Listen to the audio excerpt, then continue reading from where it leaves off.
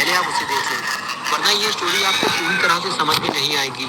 पिछली वीडियो में आपने देखा था कि रॉड ने शॉन को वायरस का इंजेक्शन लगाया था और उसके बाद वो वहाँ से भाग खड़ा हुआ था, लेकिन शॉन वायरस से इन्फेक्टेड हो गया था। गुल्ली शॉन की ये हालत देखकर पीछे हटने लगा। शॉन बुरी तरह से कांप रहा था और कुछ देर बाद शॉन उठकर बैठ गया, लेकिन वायरस की वजह से अब शॉन पूरी तरह से बदल चुका था। गुल्ली ने शॉन को इस हालत में पहले कभी नहीं देखा था। गुल्ली को समझ पाता इससे पहले ही शॉन गुल्ली पे हमला करने के लिए उसकी तरफ आगे बढ़ने लगा। और अब आगे की स्टोरी देखते हैं। गुल्ली शॉन को अकेला छोड़कर यहाँ से जाना नहीं चाहता। वो शॉन से थोड़ा दूर जाकर शॉन को समझाने की कोशिश करता है। शॉन वहीं रुक जाओ, मैं तुम्हारा दोस्त हूँ गुल्ली, और मैं यहाँ तुम्हें रॉड से बचाने आया हूँ। लेकिन ये सारी बातें अब शॉन को कहाँ समझ में आने वाली। शॉन तो अब आइसक्रीम मैन बन चुका है।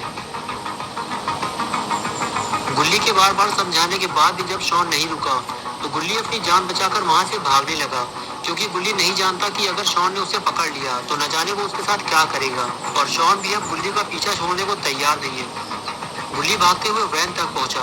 वैन खोली और गुल्ली से बताने लगा कि शॉन अब हमारा दोस्त नहीं है, वो अब आइसक्रीम मैन बन चुका है। रॉड ने उसे वायरस का इंजेक्शन लगा दिया है, मैं उसे बचा नहीं पाया।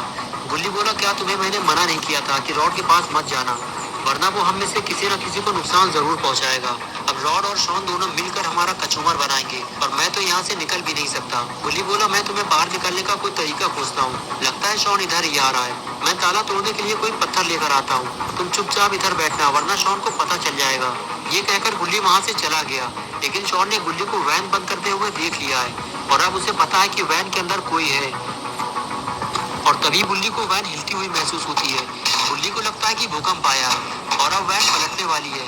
गुल्ली डरने लगता है, लेकिन वो ये नहीं जानता कि यहाँ कोई भूकंप नहीं आया है, ये सारा काम तो शॉन का है। शॉन वैन को पलटाने की कोशिश कर रहा है, लेकिन शॉन के पास अभी इतनी ताकत नहीं है कि वो वैन को पलटा सके।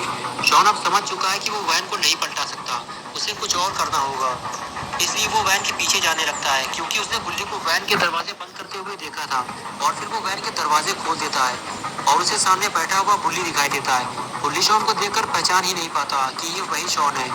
गुल्ली शॉन को समझाने की कोशिश करता है कि वो उसका दोस्त है और उसे अपने पास बुलाता है। और शॉन गुल्ली का कहना मानते हुए उसके पास चला जाता है, लेकिन दोस्ती की नियत से नहीं। शॉन गुल्ली को उठाकर वैन से बाहर फेंक देता है।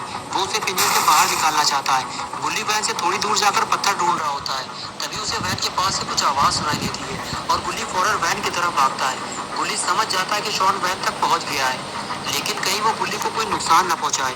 गुल्ली जैसे ही वैन के पास पहुंचा तो उसने देखा कि शॉन ने पिंजरे को बाहर निकाल लिया है और वो उस पिंजरे को तोड़ने की कोशिश कर रहा है।